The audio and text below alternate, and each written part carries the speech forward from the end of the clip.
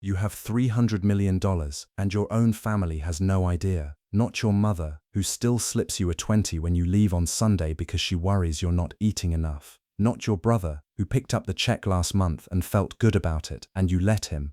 Not the cousin who's been quietly explaining to relatives that you do something with computers because nobody's ever entirely sure what you do. You're not lying to them, you're just ordinary on purpose. While the rest of the world is out there performing wealth, the watch, the lease, the post, you quietly became it, and the people closest to you, the ones at this table every Sunday, are the last people who will ever know. Let me show you how the math of that actually works.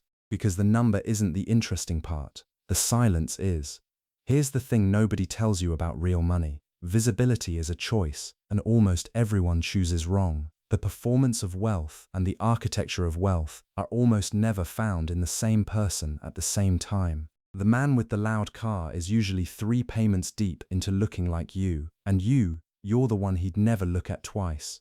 Your mother thinks you rent, you own the building, she thinks the car in the driveway is all you could afford. It's paid off, and so are 4 others you've never mentioned. She thinks you're doing okay, she's not wrong, she's just several zeros off, and you've decided, on purpose, never to correct her. It didn't arrive in one moment, it arrived in pieces, most of them boring.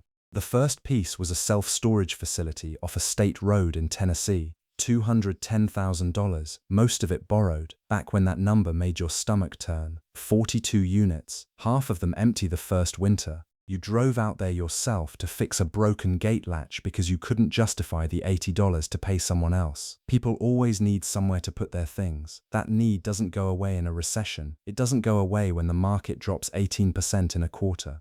It just keeps going, month after month, a little rent check from 42 doors. Then came the laundromat, then a second one, then a small company that services and refills the machines inside other people's laundromats, bought from a man named Walter, late 60s, who'd built it over 29 years and wanted to retire to be near his grandkids in Arizona. 11 routes, predictable revenue, nothing exciting. Walter shook your hand and told you to take care of it, and you have. None of it looked like wealth. That was the point. Each piece was a small, dull engine. And dull engines, the kind nobody photographs, ran quietly for 11 years while you went to Sunday dinner and let your brother pick up the check. The house is a 3-bedroom in a normal neighborhood. Bought it 11 years ago. The mortgage has been gone for 3. The neighbors think you're a small business owner who does all right. And they're right. They're just missing the scale of it entirely. There's a casserole dish in your cabinet that your mother gave you when you moved in. Chipped on one corner. You could buy the company that makes them. You will never mention this. You'll just keep returning the dish washed every Sunday, the way you have for 11 years. That dish is the whole philosophy if you're paying attention. Your cousin started a business this year. He tells you about it at dinner loudly because he doesn't know who he's talking to.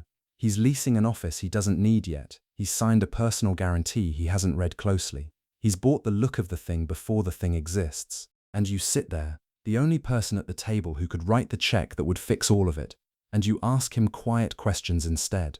About the lease escalation, about month 18 if revenue comes in 30% under. He doesn't know the answers, not because he isn't smart, but because nobody who's impressed by him has ever asked. You don't offer the money. Money would skip the lesson. So you offer the questions, and you watch him not quite hear them, and you feel that specific ache. The cost of the silence is that you can almost never help the way you could, only the way you should.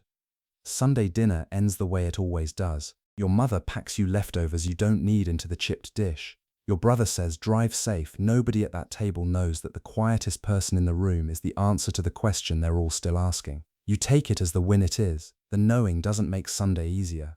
The casserole dish still rides on the passenger seat.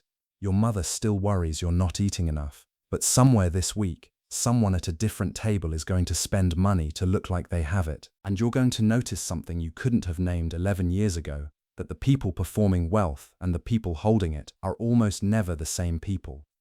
So here's the question that now belongs to you. If they never find out, not your mother, not your brother, not once, was the silence the price of the money, or was it the point of it?